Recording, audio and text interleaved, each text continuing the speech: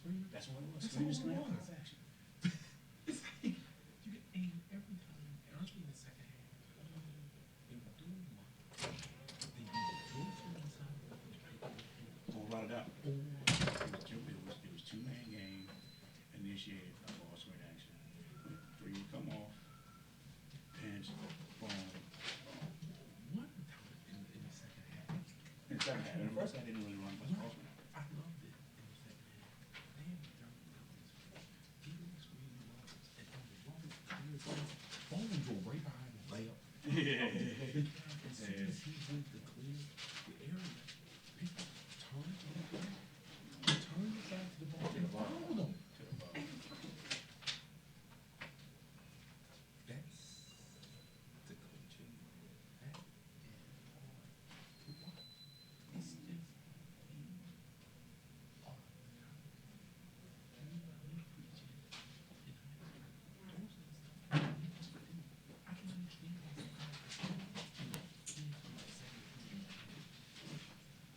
this shouldn't be that big of a problem. It should. I see that. I moved it to three. I moved it to Especially that. the middle one and the upper, the top one. Up. Yeah, just up. I move it the notch next down because you can always pump stuff up, but I mean, at least for my audio purposes.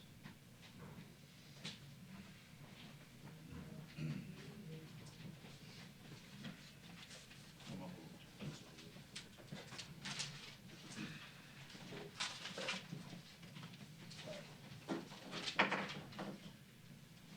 Maryland's football one is boosting too high, basketball is boosting too low, so.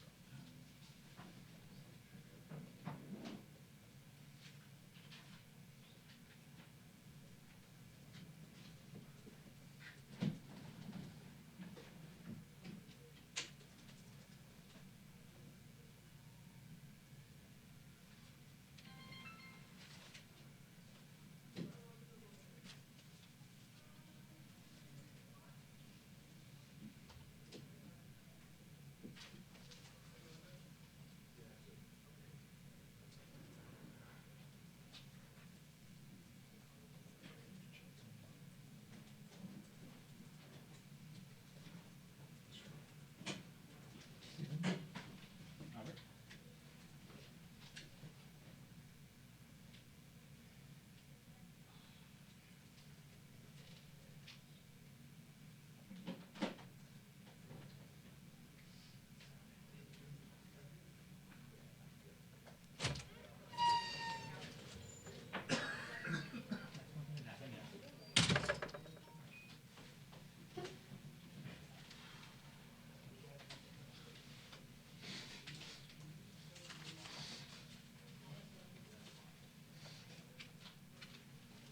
Games at Madison Square Garden. You already knew it.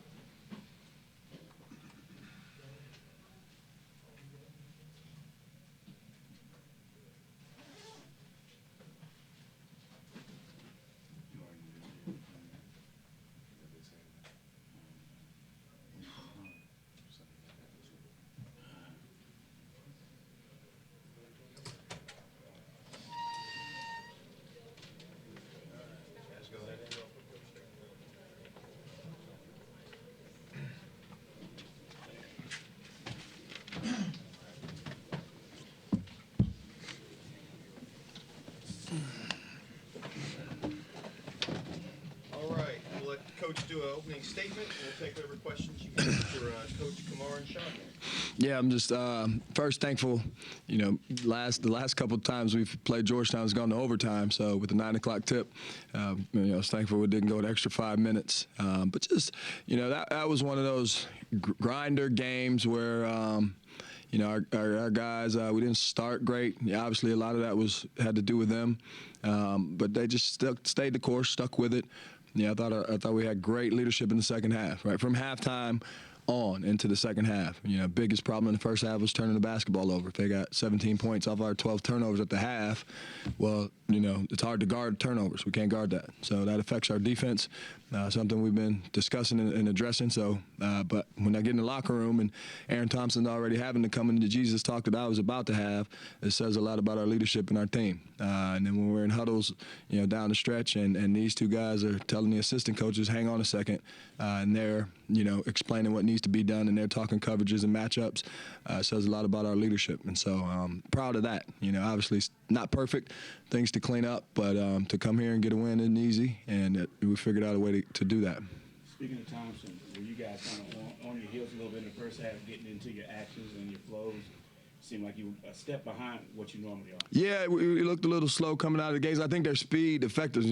They got some quick guys out there, and obviously Allen and Blair and McClung, and so they had some quickness on the perimeter. They were double teaming the post. It affected Enzi and Derek. When we tried to go in and play through the post a bit, and then I thought we adjusted. Finally adjusted. Some of it was them, some of it was just poor decisions. That screener action for 22 at the end. Talk about that.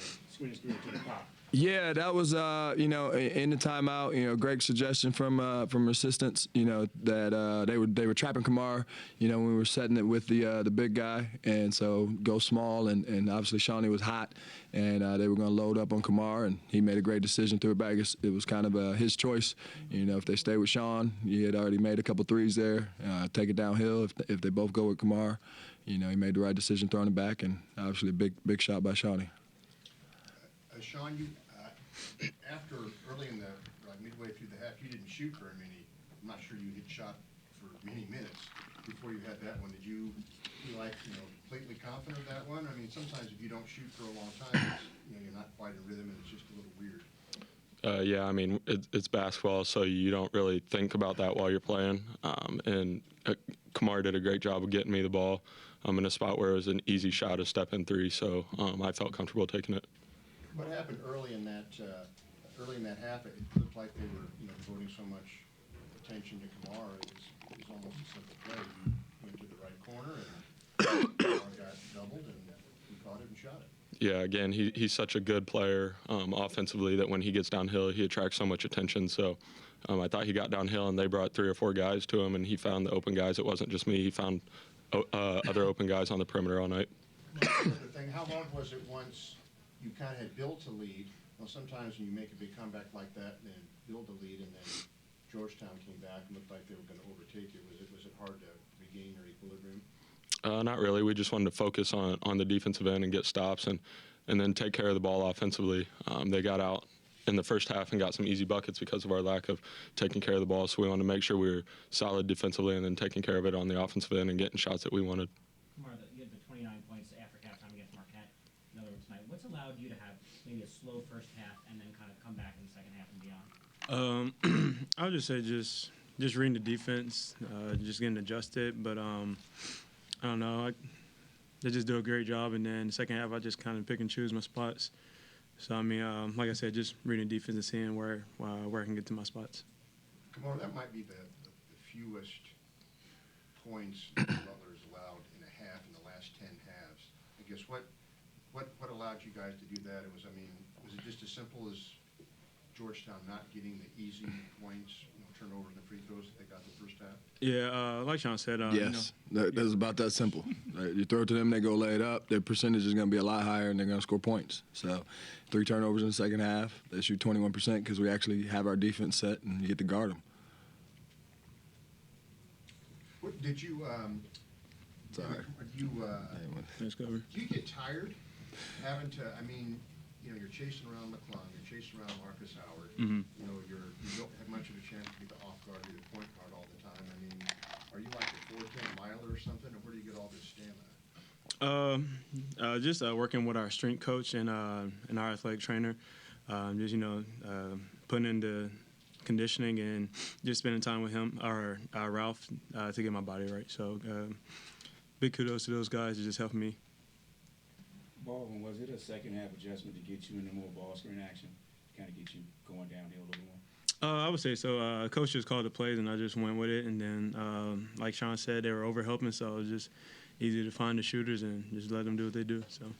Laval, that the stat line doesn't scream out, but it looked like Bryce Golden, who's actually from the area, gave you a lot of energy early in that half. I think his plus minus is pretty high, actually. Yeah, that was a huge part of it's a huge part of our team. His personality, he's an energy player. He's a motor guy. He's worked so hard over the summer to get himself in shape to be able to do that, and so that's a challenge. And obviously, their big kid's a tough assignment. But I thought in the second half, he took the challenge from his teammates to come out and set a different tone, and we needed it. He kind of jump-started us with his attitude. How close is Aaron Thompson to getting back, and what was he telling his teammates before you could even have a chance to address them? I don't know if I can. He was more telling him quit turning the ball over, and it wasn't as nice as I just said it to you, and quit letting the ball in the post so easy. And, those two things were something that needed to be addressed. It's still day to day, right? It's just more pain tolerance and comfort to be able to do what he does with. Obviously, he's got to have both hands as a point guard to be able to play like Aaron Thompson. So day to day. Are you happy with Tucker's maturation? Yeah, no question. No question. He's grown exponentially just from the time walking in the door. I thought he battled on the defensive glass, today, and we had him on the point guard fighting through ball screens. Just his concentration level it really improved. His commitment, on that end of the floor was really improved, and then his poise on offense. It was like, he's taking, I think, great shots, especially here since we got in the league play. It's just, you see the maturation in his game and in his attitude and the way he carries himself with his teammates just around campus. So, yeah, he's grown up quite a bit. Laval, Mark, can I ask you, if Sean would deflect this, how is Sean getting so many defensive rebounds? I mean, he's like third, fourth, fifth in the league, and I think before this year started, that would have been perceived as a peculiar statistic. Yeah, he's a tough kid. It's like when the game is on the glass in this league, and you got to have guys. A lot of times our bigs are in there, and Georgetown is he's an elite. He had 5 offensive rebounds tonight, so our big guys are just trying to hold those guys out, and so somebody's got to come flying in. And obviously Shawnee's not on the bigger matchups a lot this year, so that helps. But he's got a nose for the ball, and he's got big offensive rebound tip-ins, and he'll go get it on defense as well. Kamar, you think that block was goaltending there at the end? No, sir. Good answer. We'll end on that. All right. Thank you. Thanks, everybody.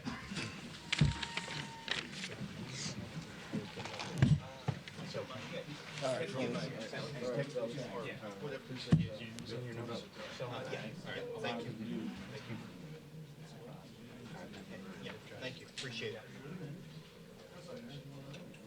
You guys want to go this way?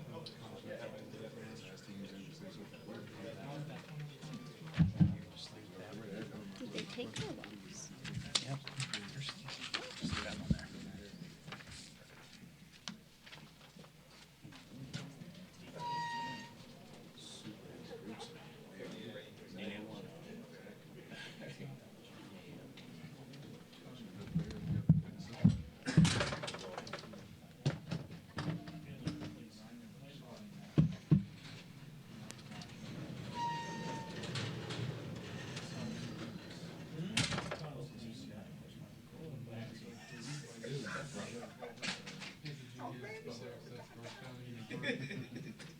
I almost put it in Butler was actually canceled. I should do that.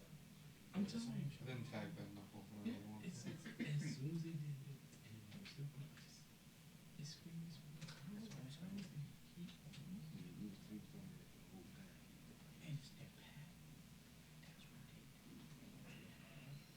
That's what that line screams to me. Right every time he gets moving around, he's screaming, somebody screams with him. He bucks.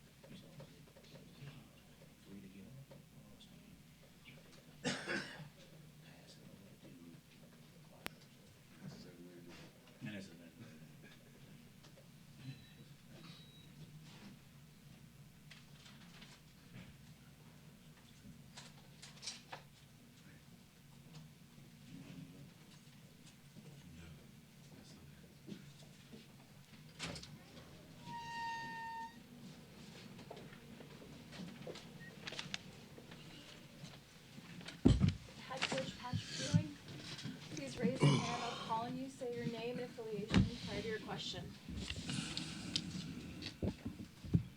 Right here. Ron Bailey, BoyReport.com.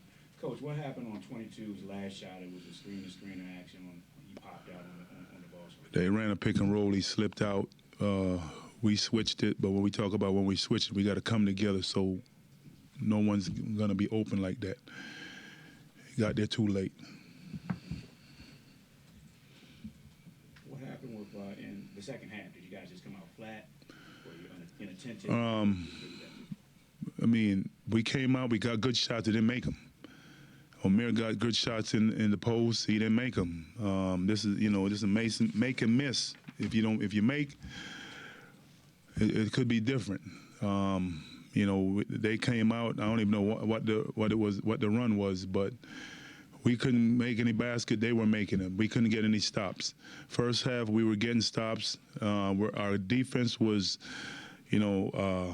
fueling our offense, and in the second half, it wasn't the case. Dave Preston, WTOP Radio, trying to keep McDermott in check in the second half. What was the biggest challenge in trying to get to? Try to get him at the three-point line. He's not the focal point of their team, but tonight he played a great game. We knew that he was a very good shooter. Our goal was to keep him off the three-point line, and we didn't do a good job of getting that. We wanted to make sure that we stopped Baldwin, and we did a good job of that, but then he was a very good facilitator. 13.6 assists.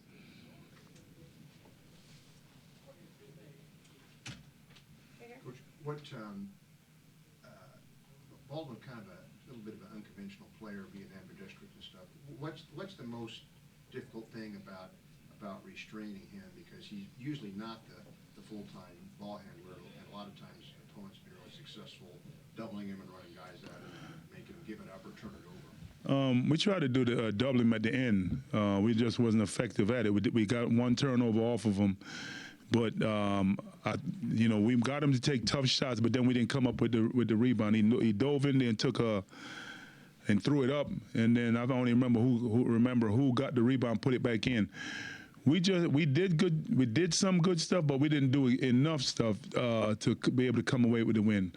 To me, that was a goaltend at the end. It wasn't called, but you can't cry over spilled milk. But we gotta make enough plays if we're gonna win. And with our ball club the way we are right now, Mac and Omer have to shoot better than they did tonight.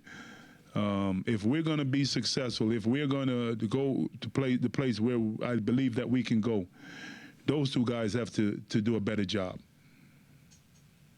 Got right here.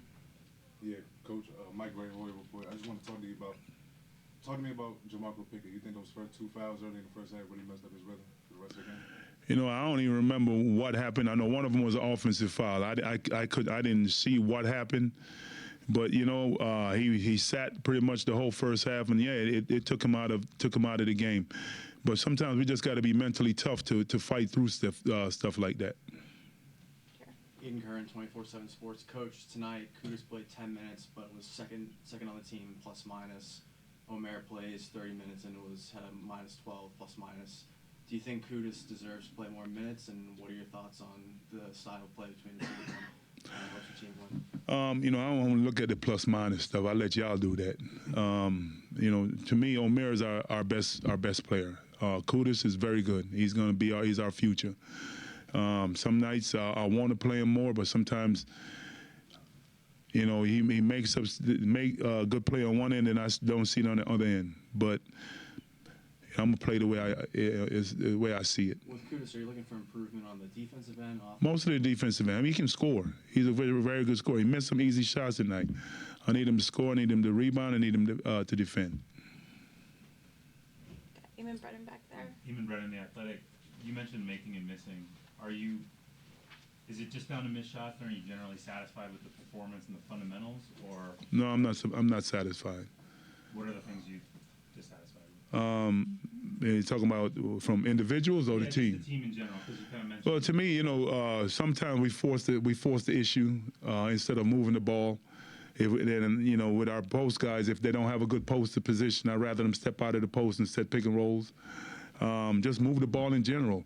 The ball can't keep stopping, and we have to take better shots. You know, if you have your shot, take your shot. But when you're forcing the issue and you're taking off-balance bad shots, that's not going to help us. Last question right here. Bobby Bancroft, SB Nation. You played zone coming out of the timeout at least once in the second half. Right.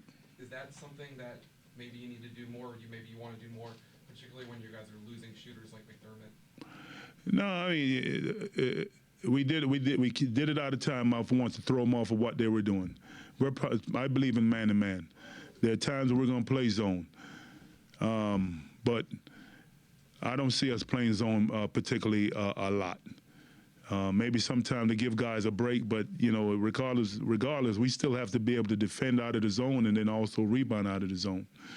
And they have great, very good shooters, so they can. I don't want them standing out there taking pot shots, even though they still were. At least McDermott got off today. Thank you, everyone.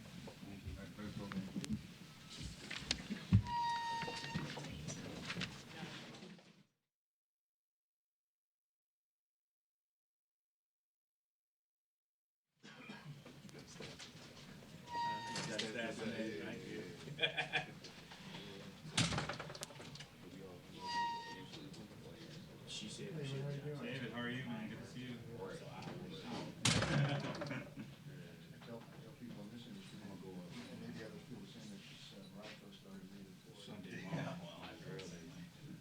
Touch and go there for a bit. Well, I think there's a lot of that going around. I'm gonna go get a cheesecake.